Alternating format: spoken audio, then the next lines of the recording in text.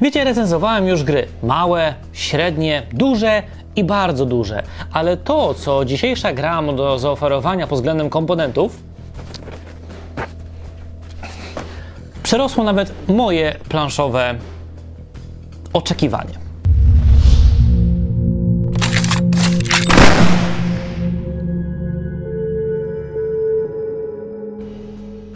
Witam wszystkich bardzo serdecznie, ja mam na imię Piotrek i pokażę Wam dzisiaj grę pod tytułem Hard West, która odnosi się do coraz częstszego mariażu między grami planszowymi i grami komputerowymi. Gra komputerowa to taka turowa strzelanka w klimatach dzikiego zachodu, więc można było powiedzieć, do tej pory wszystko jest ok, normalnie, ale tenże taki dziko zachodowy klimat został podlany, albo czym? Został podlany różnymi demonami, do których będziemy strzelać, ale również w które będziemy mogli się zmienić, więc mamy taki specyficzny klimat dzikiego zachodu. No i właśnie, grupa przyjaciół postanowiła wydać taką grę, najpierw ją zaprojektować w oparciu o platformę Kickstarter. No i jakiś czas temu pierwsza zbiórka nie do końca im wyszła, aczkolwiek jako kompletne no-name w środowisku można powiedzieć, że osiągnęli połowiczny sukces, ponieważ uzbierali połowę tej kwoty.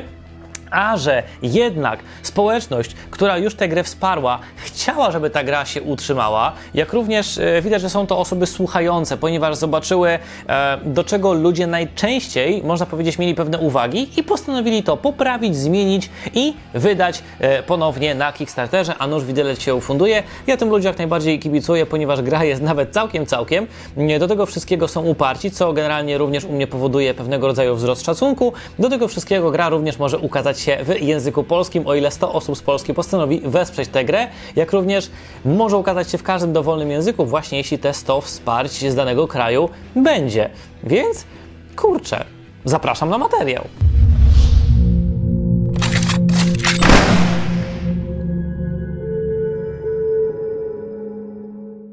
No to przechodzimy do omówienia gry. W grze będziemy wcielali się w różnego rodzaju postaci, które będą do siebie strzelać. Nie mogło zabraknąć archetypicznego Diego, czyli Meksykanina Seniority Heleny, Indianina Chayevo, jakiegoś zwykłego gościa, jakiejś Florence Warren. Osoby, które będą chciały grać w grę komputerową, niech teraz nie patrzą, ponieważ Warren może zmienić się w demona. No generalnie fajna sprawa. Plus oczywiście mamy całą masę innych bohaterów, którymi będziemy mogli pokierować. Każdy z tych bohaterów będzie różnił się. No właśnie, będzie różnił się specjalną umiejętnością, ale też specjalnymi zdolnościami, które dana osoba będzie miała w swojej palecie. Gra potoczy się na wielkiej, naprawdę wielkiej planszy, w której mamy dwie opcje. Pierwsza to jest opcja dzienna, a druga nocna, taka bardziej mroczna. Ale wracamy na razie na dzienną. Dla Waszej widoczności lepiej, ale ta plansza taka pusta i goła nie zostanie.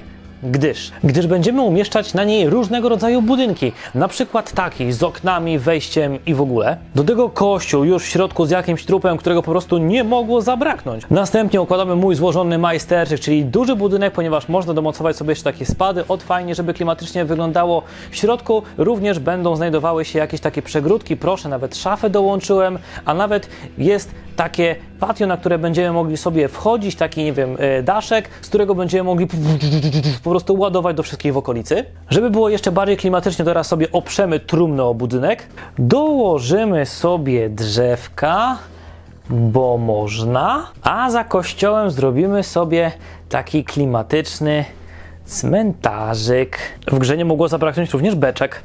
Tada!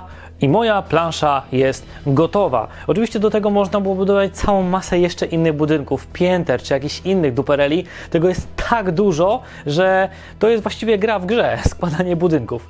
Na szczęście jest do tego instrukcja, więc spokojnie. Ok, to teraz mamy dwa tryby. Pierwszy scenariuszowy, gdzie będą ścierały się dwie drużyny, jedna na drugą, a drugi jest to tryb jednoosobowy, gdzie jedna osoba będzie walczyła przeciwko grze. Ale w każdym z tych trybów najpierw musimy wybrać naszą postać. Ja na przykład wybiorę sobie Samuela. Tak, bo jest naukowcem i humanistą. Dlatego. Ale wiecie, jakby ktoś chciał się wcielić w kogoś innego, to droga wolna. Teraz do naszej postaci musimy wybrać lub dopasować przewidzianą w scenariuszu broń. Tego jest naprawdę strasznie dużo. No ale dobra, dopasowujemy, co mniej więcej wygląda w ten sposób. Następnie umieszczamy na naszej karcie postaci znacznik punktów akcji, znacznik szczęścia, zawsze w połowie liczbę posiadanych nabojów, a dokładnie załadowany nasz gnat, ponieważ naboje będziemy posiadali. Do tego wszystkiego, jeśli mamy takie przewidziane, dostajemy przedmiot. Na koniec dobieramy kartę akcji w liczbie dla nas przeznaczonej. No i tyle. Tę czynność powtarzają wszyscy inni gracze. Wybraliśmy scenariusz, wybraliśmy jak będzie wyglądała plansza, przygotowaliśmy nasze postaci, możemy już grać. To teraz kto wygrywa? Najogólniej rzecz biorąc, w każdym scenariuszu wygrywa ta strona, która jako pierwsza zrealizuje cele scenariusza.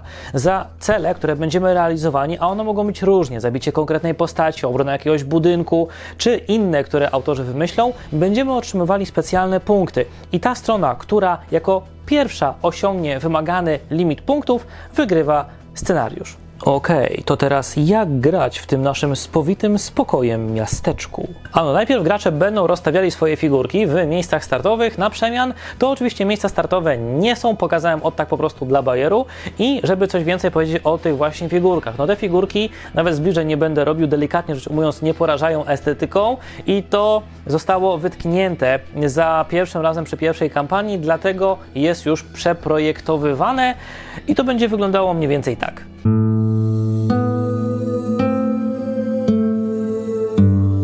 Więc można powiedzieć na szczęście. No to jedziemy dalej. Gra Hard West składa się z 3 faz. Pierwsza faza jest to faza regeneracji, kiedy otrzymujemy na powrót nasze punkty akcji. Druga faza, której poświęcimy najwięcej czasu, to faza walki, dzieje się w niej najwięcej. I ostatnia faza to faza zakończenia. Jest jeszcze tak zwana międzyfaza, czyli faza odpowiedzi. W trakcie tury naszych przeciwników będziemy mogli odpowiadać na ich działania. Przy pierwszej fazie będziemy musieli wybrać stronę rozpoczynającą, a stroną rozpoczynającą będzie nie ta, która ostatnio widziała na przykład western czy coś, tylko stroną rozpoczynającą będzie ta, która wygra mini pokera. Wybaczcie, ale na razie nie będę Wam tłumaczył, na czym polega poker. Tutaj jest jego naprawdę mini, krótka wersja. Bardzo fajny bajer. Ok, więc w pierwszej fazie odzyskujemy nasze punkty akcji. Następnie gracz z pierwszej drużyny będzie rozpoczynał ruch swoją postacią. Niech to będzie mój Samuel i ten, wydając 1 punkt akcji, będzie mógł na przykład ruszyć się o 5.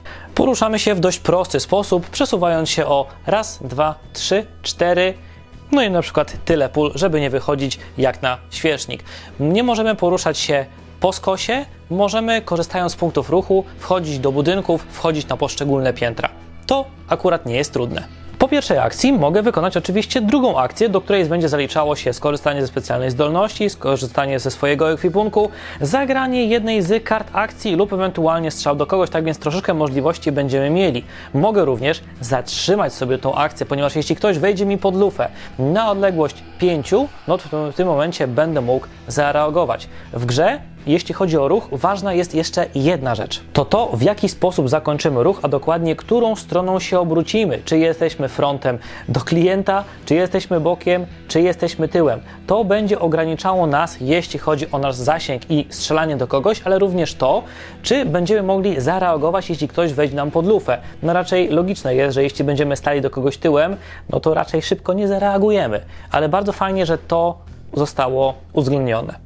Okej, to wiemy już jak się poruszamy, jak wydajemy kartę akcji, no teraz pora wreszcie do siebie postrzelać. I teraz, żeby do siebie postrzelać, musimy wiedzieć, jaki tryb żeśmy przyjęli. Na początku gry ustalamy, czy gramy w trybie prostym, czy w trybie trudniejszym. Do trybu prostego będziemy używali tylko kosteczki K6. W trybie prostym sprawdzamy po prostu, czy ktoś jest w zasięgu, czy jest za osłoną połowiczną, czy całkowitą i rzucamy kostką. I w zależności od wyniku rzutu kostką trafiamy tą osobę albo nie. I tu bez względu na tryb, chociaż na razie tłumaczymy prosty, pojawiają się wreszcie punkty szczęścia. Jeśli kogoś trafimy, możemy wydać 1 punkt szczęścia i rzucić kostką. Jeśli wyrzucimy 5 i 6, dostanie jeszcze 1 ranę. Natomiast jeśli to my zostaliśmy trafieni, też możemy wydać 1 punkt szczęścia, rzucić kostką. Jeśli wyrzucimy 5, odejmujemy 1 od otrzymanych obrażeń. Jeśli wyrzuciliśmy 6, w ogóle nic nie dostajemy. Natomiast jeśli przyjęliśmy na klatę i nic nie wydawaliśmy, a dostaliśmy rankę,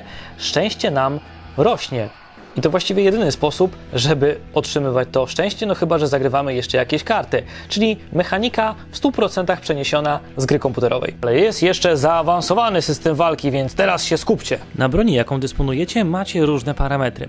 W wariancie zaawansowanym ważny jest poziom szans na trafienie widoczny w lewym górnym rogu. Przynosi on Was na jedną z 5 plansz broni. Następnie porównujecie swoje miejsce i miejsce przeciwnika na planszy, a także zasięg. Miejsce przecięcia tych pól to minimalny wynik, jaki musi wypaść na kości K20. Po każdym strzale odejmujemy jeden znacznik amunicji na planszy. Jeśli ta nam się skończy, zużywamy jedną akcję na przeładowanie broni.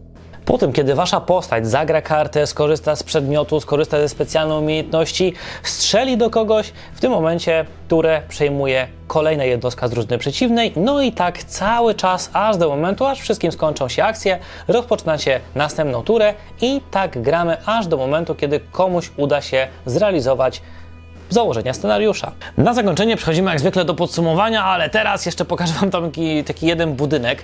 Tenże budynek to jest taki rozwalony budynek, też można go sobie skonstruować i wygląda po prostu fajnie. No, ale okej, to jeśli chodzi o taki element konstrukcyjny, przejdźmy sobie do wykonania. Bardzo, ale to bardzo mi się podoba taka gra w grze, którą dodano, czyli konstruowanie sobie poszczególnych budyneczków, które wrzucimy na planszę. Oczywiście w poszczególnych scenariuszach będą już te budynki przygotowane, jak je rozstawić, ale kurczę, to jest takie niesamowite pole do wyobraźni, że aż szkoda byłoby z tego pożytku nie zrobić.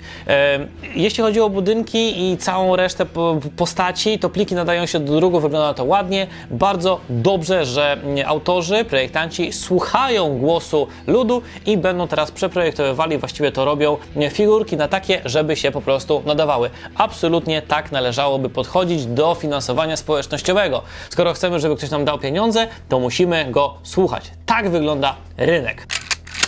Ale teraz zastanówmy się nad samą grą. Będziemy mieli w niej dwa tryby, o które Wam już opisałem, czyli ten, gdzie spotykamy się bijąc się naprzeciwko siebie, dwie ekipy, lub będziemy grali sobie samotnie od zwykłej po prostu.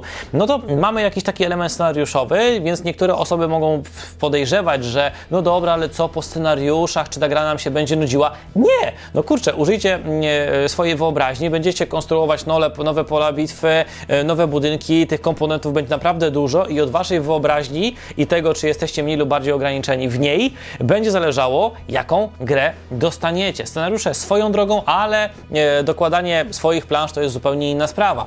Do tego wszystkiego dostajemy dwa tryby walki. Taki prostszy, naprawdę jest bardzo prosty, który będzie powodował, że do gry będzie łatwo wejść i przeskoczyć po pewnym czasie dla osób, które może nie są tak super obeznane z planszówkami, do tego trybu bardziej zaawansowanego, który będzie już od Was nieco więcej wymagał. Czy zwrócić się w tą stronę, czy w tą stronę, czy zostawić sobie tę jedną akcję, czy nie, czy zagrać kartę, czy nie zagrywać kartę, czy zużyć szczęście, zostawić sobie to szczęście troszeczkę na przyszłość. Tych opcji do podejmowania będzie dosyć dużo i dobrze, bo będzie to czyniło z tej gry taki element może nie jakiegoś strasznego mózgotrzepa, bo właściwie coś, co może zabić tę grę, to analizowanie każdego ruchu powoli i zastanawianie się, co się dzieje. Ja bym do tej gry jeszcze dodał klepsydrę, żeby, co niektórzy myśliciele, za dużo czasu nie mieli i żeby pewne decyzje były wymagane, tak wiecie, chwilą, no nie wiem, wpadasz do jakiegoś budynku, widzisz kogoś, co robisz?